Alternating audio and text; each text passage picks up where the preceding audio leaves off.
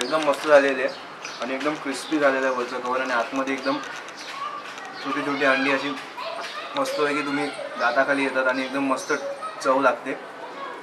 नक्की ही रेसिपी घरी तुम्ही बनवून बघा आणि आम्हाला कमेंट करून सांगा की कशी झाली। तर भाकरी बरोबर खाऊन बघतो मी।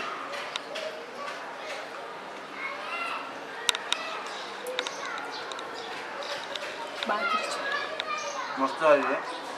तर गाईज ही रेसिपी तुम्हाला आवडली असेल तर या व्हिडिओला नक्की लाईक करा।